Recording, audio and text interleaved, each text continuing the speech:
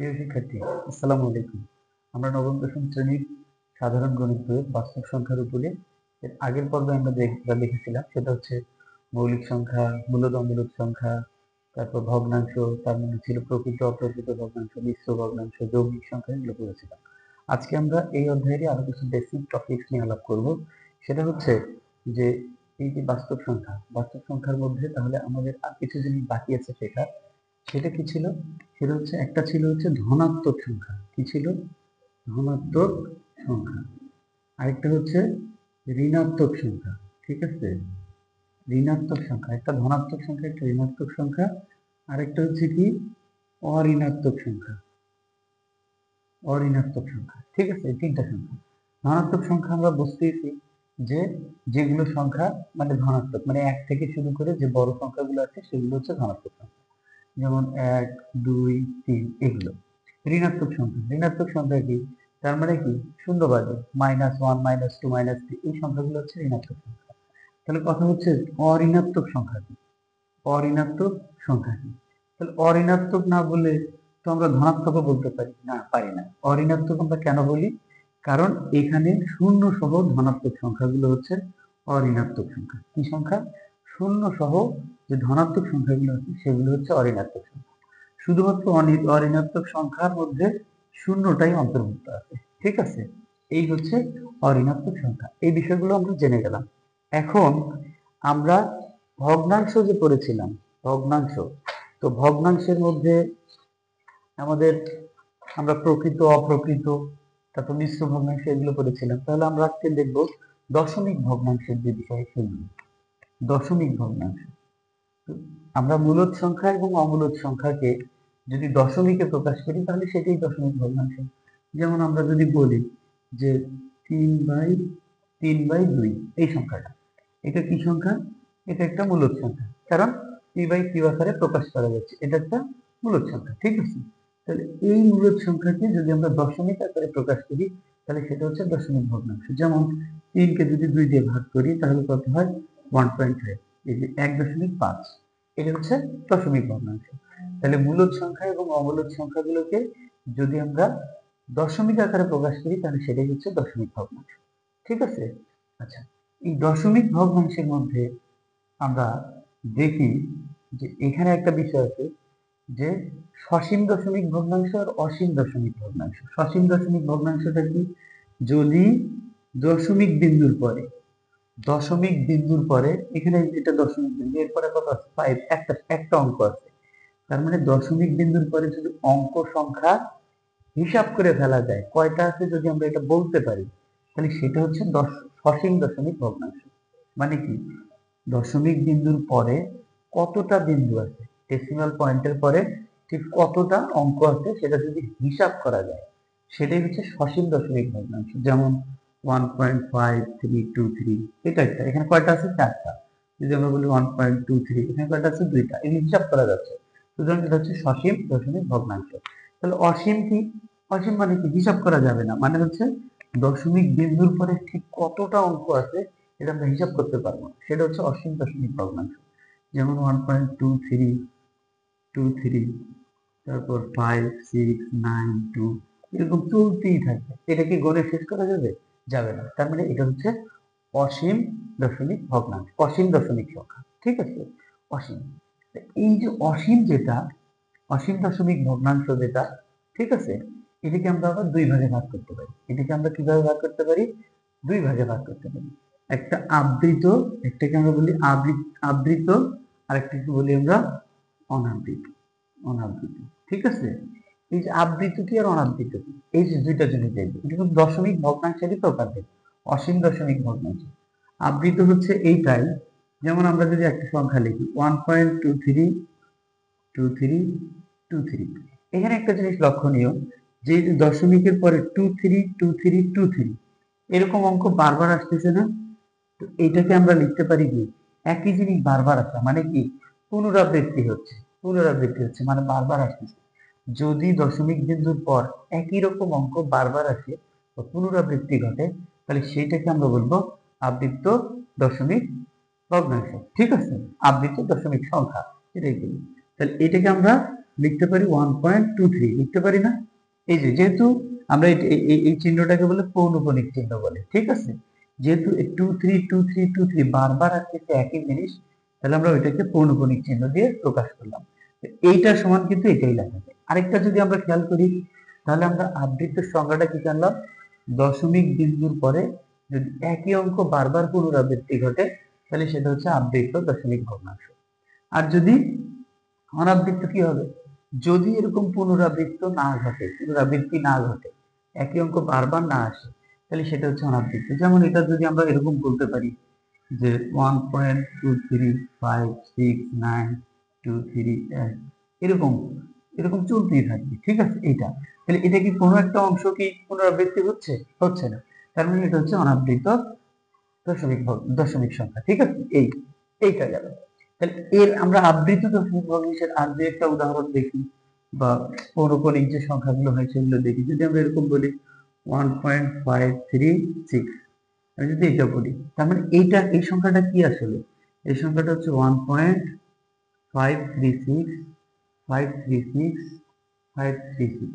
এই যে দেখেন, এই সংখ্যা এই তিনটা অঙ্ক কি হচ্ছে? বারবার পুনরাবৃত্তি হচ্ছে, মানে বারবার আসতেছে। এইটাকে আমরা এইভাবে লিখতে পারি। কি করতে পারি? সব শেষের সংখ্যা এবং শুরুর সংখ্যার অঙ্কের উপর শেষের অঙ্ক এবং শুরুর যে অঙ্ক, এই দুটার উপর যদি আমরা এই বিন্দু দিয়ে পৌনঃপুনিক চিহ্ন বুঝাই, ঠিক আছে? তাহলে এই হচ্ছে অনাবৃত আর আবৃত। ক্লিয়ার? আশা করি বুঝতে পারছেন। তাহলে এখন আমরা একটা জিনিস দেখি যে যদি আবৃত দশমিক ভগ্নাংশ থেকে আমরা কি করে সেটাকে স্বাভাবিক মানে ভগ্নাংশ সংখ্যায় প্রকাশ করতে পারি, সেটা আমরা দেখব। মনে করেন যে একটা অঙ্ক আছে এরকম 1. আচ্ছা, আমরা খুব সহজ একটা এক্সাম্পলই দেখি, ঠিক আছে? যে সম্ভবত এটাতে কালি কম আসতেছে, এই যেটাই রেড পেন দিয়ে দেখতেছি, ঠিক আছে? তাহলে এটা কি হচ্ছে? এই এক্সাম্পলটা আমরা দেখি, ঠিক আছে? এটা কি আছে? আবৃত দশমিক সংখ্যা আছে। এটাকে আমরা কি করব? আমরা এটাকে ভগ্নাংশ আকারে প্রকাশ করব, ঠিক আছে? ভগ্নাংশ আকারে প্রকাশ করব। কিভাবে করব? এইটা সমান মানে কি? দশমিক বিন্দুর পর 24 বারবার আসবে। কি হবে? 24 বারবার আসবে। এই যে এরকম এরকম বারবার আসতেই থাকবে। এটাকে যদি আমরা করি, এটাকে যদি আমরা স্বাভাবিক ভগ্নাংশ সংখ্যায় নিতে চাই, মানে লব এবং হরে নিতে চাই, তাহলে কি করব? তাহলে এইটাকে আমরা করতে পারি, এইটা 24 এটা লিখলাম, হ্যাঁ? এইটা লিখে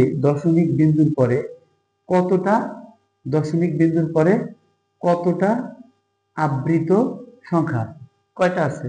দুইটা। তাহলে একের পর আমরা দুইটা শূন্য দেব। তাহলে আমরা কি করব? গুণ, আমরা যদি লিখি যে এটাকে একের পর দুইটা শূন্য দিয়ে গুণ করব, এই যে এরকম 0.242424 এই সংখ্যাটা আমরা যেহেতু দশমিক বিন্দুর পর দুইটা আবৃত সংখ্যা আছে, অঙ্ক আছে, তাহলে গুণ করব কি? একের পর দুইটা শূন্য দেব, ঠিক আছে? দিলাম। তাহলে এটাকে এটা দিয়ে গুণ করলে কি হবে দেখেন তো? দুইটা শূন্য আছে, তাহলে হচ্ছে 24 পয়েন্ট, মানে এই দশমিকটা দুই ঘর পরে যাবে যেহেতু দুইটা শূন্য আছে, ঠিক আছে? এটা একবারে সহজ গুণ, সবাই বুঝতে পারবেন আপনারা। তাহলে এই যে এখানে কি আছে? 2424 লিখলাম, তারপরে দুইটা 24 থেকে গেল, এরকম, ঠিক আছে? এখন এখানে দশমিক বিন্দুর পর কি কোনো অনাবৃত অঙ্ক আছে? নাই। দশমিক বিন্দুর পর কোনো অনাবৃত অঙ্ক নাই। তাহলে আমরা যেহেতু নাই, তাহলে আমরা কি শুধু এক দিয়ে গুণ করব, কোনো শূন্য দিতে পারবো না। যদি অনাবৃত থাকতো তাহলে আমরা শূন্য দিতাম। তাহলে 242424, ঠিক আছে? 1, ঠিক আছে? তাহলে এটা কি হবে? 1 দিয়ে গুণ করলে এটা হবে 2.424, এরকম হবে কিনা?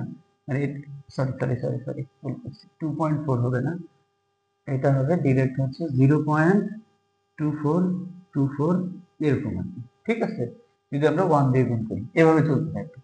তাহলে আমরা এখানে এই যে এই অংশটা, ঠিক আছে? এই অংশটা এখানে 100 দিয়ে গুণ করা মানে কি? এটাকেও 100 দিয়ে গুণ করা, আর এইটাকে 1 দিয়ে গুণ করা মানে কি? এটাকে 1 দিয়ে গুণ করা। তাহলে 0.24 গুণ হচ্ছে 100, যদি আমরা বিয়োগ করি, তাই না? কি করি? যদি আমরা বিয়োগ করি, বিয়োগ করি, ঠিক আছে? তাহলে এইটা গুণ 100, ঠিক আছে? তারপর মাইনাস মাইনাস হচ্ছে এইটা গুণ 1, 0.24 গুণ হচ্ছে 1, ঠিক আছে? এটা গেল বাম পাশে। এখানে যদি আমরা বিয়োগ করি তাহলে কি হবে? এখানে কি হবে? এই যে দশমিকের পরের গুলো এটা আর এটা তো সেম, তাহলে 0 হয়ে গেল। এখানে 24 থাকে, থাকে না? ক্লিয়ার। আচ্ছা, তাহলে এই 0.24 এটা আমরা কমন নেই, 0.24, ঠিক আছে? কমন নিলাম। তাহলে 100 মাইনাস কি হয়? 124, ঠিক আছে? এটা হলো। তাহলে আমরা এটাকে রাখি, ওইটাকে ওই পাশে, এটা বিয়োগ করি। 0.24 গুণ হচ্ছে 99, 24, ঠিক আছে? এইটাকে বাম পাশে রেখে 0.24 এটাকে বাম পাশে রেখে আমরা 99 কে ডান পাশে দিই, তাহলে 24/99। এই যে দেখেন, আমরা এটা কি ছিল? এটা ছিল আবৃত একটা দশমিক সংখ্যা, ওইটাকে আমরা কি করলাম? ভগ্নাংশ আকারে প্রকাশ করলাম, ভগ্নাংশ আকারে প্রকাশ করলাম। তো এটার একটা বিষয় কি, এটা আমরা অনেক জটিল করে করলাম না? এখন এইটা থেকে কিভাবে সহজেই করা যায় সেই জিনিসটা আমরা দেখবো, ঠিক আছে? কিভাবে সহজে করা যায় এত কিছু না করে। আমরা এই যে এই অঙ্কটা যদি খেয়াল করি, এই অঙ্কটার মধ্যে কি আছে? এই অঙ্কটার মধ্যে দশমিক বিন্দুর পরে মানে দশমিক তুলে দিয়ে অঙ্কটা লিখে ফেলবো, দশমিক তুলে দিয়ে অঙ্কটা লিখে ফেলবো। দশমিক বিন্দুর পরে বা দশমিকের আগে সহ যতটা সংখ্যা অনাবৃত আছে কি করব? যতটা সংখ্যা অনাবৃত আছে সেগুলো বিয়োগ করব। এখানে কয়টা অনাবৃত আছে? একটা, এই যে শূন্য। শূন্য কি লেখার দরকার আছে? সেটা আমরা বিয়োগ করব, ঠিক আছে? শূন্য বিয়োগ করব। ভাগ কি করব? দশমিক বিন্দুর পরে যে কয়টা আবৃত সংখ্যা অঙ্ক আছে সেই কয়টা 9 লিখব, ঠিক আছে? আর যে কয়টা দশমিক বিন্দুর পরে যে কয়টা অনাবৃত অঙ্ক আছে সেই কয়টা শূন্য লিখবো। তো এখানে কি কোনো অনাবৃত অঙ্ক আছে? নাই, তার মানে শূন্য নাই। তার মানে হচ্ছে 24/99। তাহলে আমরা কি খুব সহজেই যদি করতে চাই এমসিকিউ গুলো, তাহলে এটা থেকে এইটা করব। ক্লিয়ার কিনা? ঠিক আছে, এই হচ্ছে সহজ উপায়।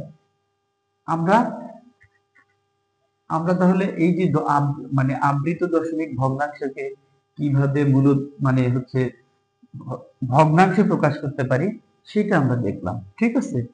তাহলে আজকে এই পর্যন্তই। আল্লাহ হাফেজ, ভালো থাকবেন।